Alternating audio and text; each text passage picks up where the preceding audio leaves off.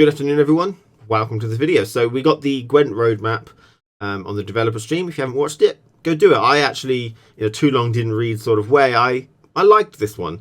I thought it was quite good. There are a couple of things that I didn't like hearing, but that doesn't mean it wasn't bad because they told us about it, and they did say that they would keep an eye on those particular aspects I didn't like, and maybe they'll change their mind in the future. But generally speaking, I thought it was pretty good. It was Pavel and Jason. Again, Jason is now a game director, and you know, he's a very good one. I think a lot of people agree that he's very good for the role. He's got passion for it. You can tell by the way he does. He seems to understand our point of view with RNG and cards and lore and like abilities and stuff like that. So most of the stuff he talks about seems to make sense, and he seems to be one of us in that respect. So I think he's going to do a great job as a game director. We also know that Luigi is now moved on to Cyberpunk. Luigi is no longer on a Gwent case, so that's just something to throw out there. So they talked about quite a few things. The first thing is, for any console players, there's a hotfix coming soon to make it fix any issues, hopefully. So that's good for those. But the first major thing is in January, there's an update, and this is going to include several things. So 5 leader cards. So we have to wait till January to get 5 new leader cards. These are all going to be related to Thronebreaker in some way. So Queen Meve is the main one. And they did initially state that Queen Meve was never going to be coming over to multiplayer, but I called their bluff on that, and it seems like I was right. Now, other ones could be, people are thinking that it's Gurnikora for monsters, Eldane for Squirtle. I imagine Ardel Ap Dahi for Nilfgaard. The only one we don't know of is Skellige. There weren't too many Skelliges. Lippy Goodman was there, obviously, but he's a card on his own. There might have been another one that I can't remember.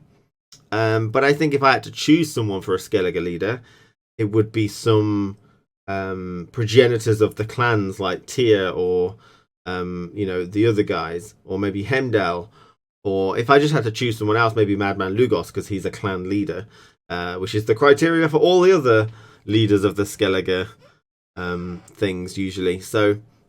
We don't know who the Skellige one is going to be yet. We only know Meve, actually, but the other ones seem quite clear-cut, to be honest. They want the game to be smoother as well, which is obvious. Now, one of the bigger changes, which actually sounds quite an interesting one, is that they're balancing the leaders not off mulligans anymore, but off provisions. So the mulligan system is going back to an older version where you get 3 mulligans in round 1, 2 mulligans in round 2, and 1 mulligan in round 3, with a little asterisk because you can get more. I like that. I don't like the mulligan system on leaders as is. I never liked it. Whereas now we get 6 mulligans over the rounds, and that's nice. I think that's quite good, and you can get more, which is pretty interesting. That we'll get onto that very soon. But instead it's provisions, so certain leaders may take away or give provisions to your deck cap. This is an interesting way of doing it. It's going to make building a deck a little bit more complicated for certain leaders over others and stuff, but generally speaking, it seems like it's going to add a nice bit of variance to certain deck building things. I generally don't like building decks in this new version, but I'm sure people will enjoy it, and it'll open up a little bit of extra space to play around with, I think, which is a good idea. Now, one of the things that I didn't quite like hearing is that they have no plans to bring back blacklisting, but they are keeping an eye on it. One of the things they said was, with 2 bronzes, blacklisting really doesn't seem that important or necessary. And I wholeheartedly disagree. I mean, the amount of times I got the same bronze, again, it really annoys me when it happens. And while we will be getting more mulligans, because we get 6 mulligans with possible more, it may be counteracted in that way. So you can play like a usurper who usually hasn't hardly any mulligans and actually have 6 or more. So maybe blacklisting won't be as important because you'll be able to use them a little bit more liberally. But I think there's no negative to blacklisting whatsoever, I really feel. It should be back in. Now, they also mentioned that the hand size limit, they thought they might have been a bit too aggressive, and they may counter that later on down the road. No news at the minute, but they are aware that the hand size might be a bit too aggressive at the minute. We also got to see some artwork. some leaks for some artwork. Now the first one is a Squirtle card, Great Oak. I believe this was made by Dryads or something. It definitely is one that was leaked a long time ago in reference to all the Dryad archetype that Squirtle was supposed to get. This one definitely is one of the more monstery looking Squirtle cards, which looks pretty cool. But the newest one, the one that is actually truly a leak, one that we haven't saw before, is a Skellige werewolf type thing, like a failed transformation. It's a Skellige guy who was transforming into a bear but got stuck halfway through, and it truly is something quite horrific. Now, I mentioned in, I think it might have been the video where I said, you know, the issues I'm having with Gwent and faction identity. Skellige and bears, you know, transforming into bears. This is something I want them to explore again. And this looks like a really cool card for that type of thing. I think this card looks really, really nice. So I'm very happy to see that. That's a really nice card. Hopefully it's interesting, but I mean, hopefully Jason knows what he's doing. So they're the things that they're planning for the January update. We do have some upcoming features, and mainly in March is when we're going to get a new set of cards.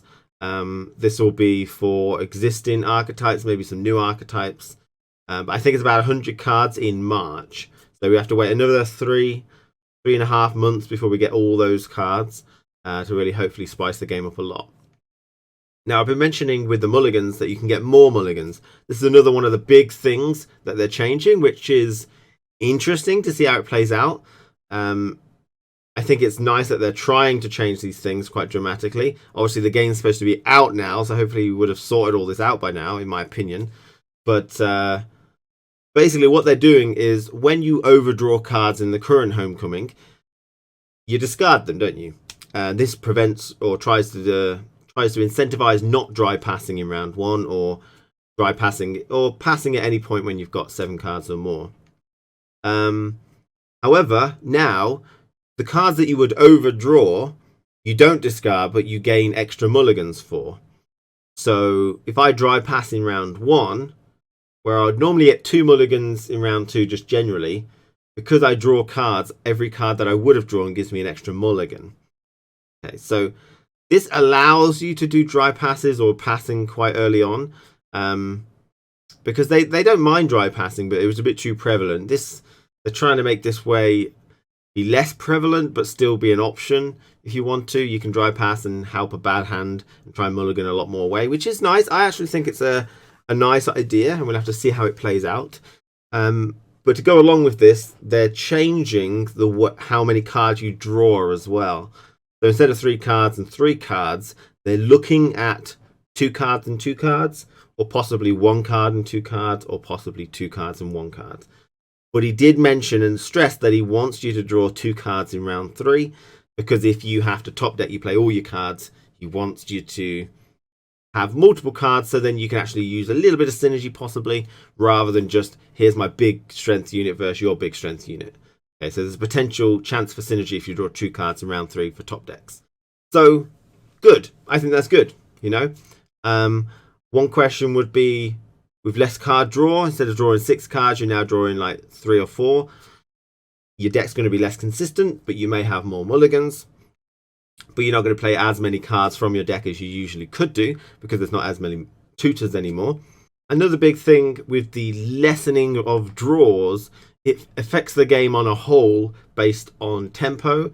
It changes the game on a whole based on card advantage.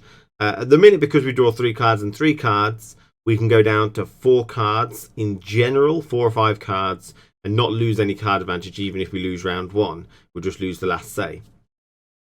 Whereas if they change or mess around with the amount of cards you draw, you won't be able to go as deep into round 1. So then tempo starts to affect the game more, because you can only go down to, let's say, 6 cards and still be at maximum hand size for round 3. So it starts to change the whole aspect of the game. Now, I'm not opposed to it, because, you know, round 1 sometimes is artificially inflated. But they just have to be careful with it, I think. They have to be aware that this is going to cause a little bit of a ripple effect as they go down.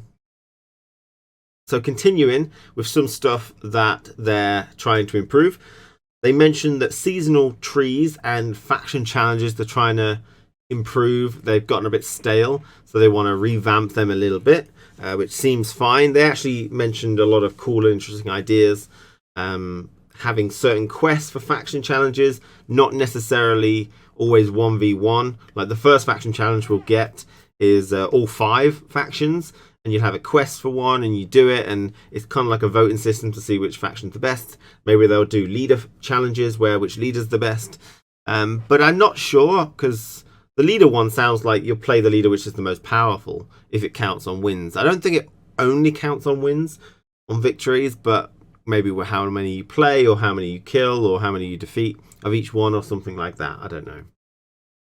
But they also said that seasonal trees, obviously they'll have the reward tree, but it won't just be progression. There'll be quests in there which you have to complete before you can progress, and that's a really cool idea. It locks off your season tree, so you can't just wham through it because you saved reward trees. You have to actually engage with the reward tree and participate in it. And they want to theme it around the actual season. So season of the bears they gave as an example. You know, defeat 5 bears, play 5 bears. You know, in casual mode they'll switch it up. So they give special rules. So you both get a bear that fight each other, and when one dies, the round is over. I don't know if that's going to be a secondary casual mode or whether the main one, but that seems quite interesting. It kind of reminds me of is it Tavern Brawl in